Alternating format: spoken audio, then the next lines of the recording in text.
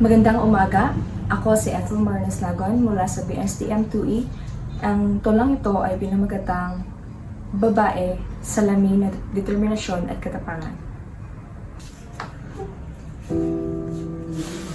Bakit mahirap maging isang babae? Sa kilos at sa gawa, halos nilang mali. Madalas na sinasabihan ng walang silbi at boses na may malakas, minsan hindi naririnig ng marami. Babae, babae, babae. Puro na lang babae. 5 letra pero madami silang sinasabi. Saan ba kami lulugar? Sa politika na maraming matay nagdududa?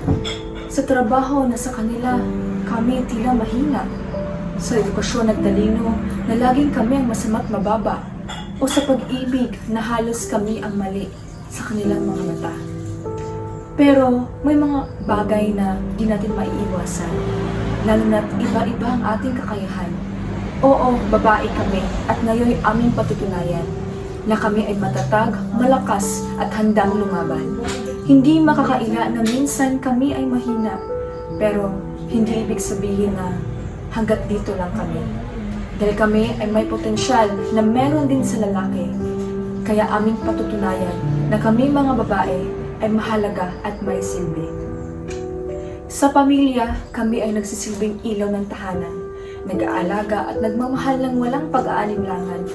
Itinuturo ang halaga at disiplina sa pamilya, nagiging modelo at nagbibigay ng suporta. Sa politika, malaki ang aming impluwensya, nakikilahok sa pambansang desisyon at pulisiya, nagiging boses ng karamihan sa oras ng pangangailangan.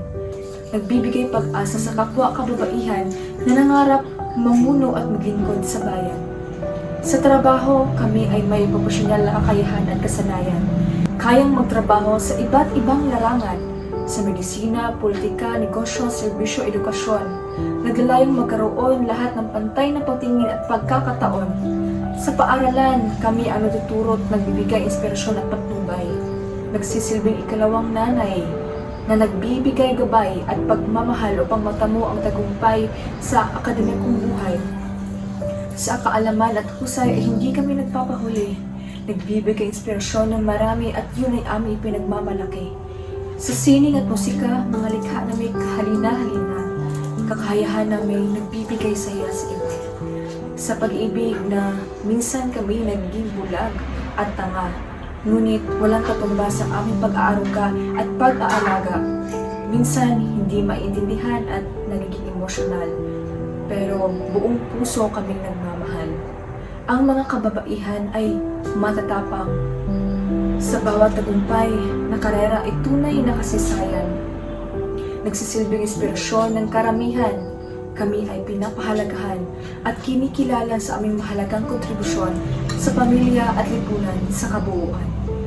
Sa kakayahan ng mga kababaihan, patutunayan. Ako ay babae, kami ay babae, lumalaban.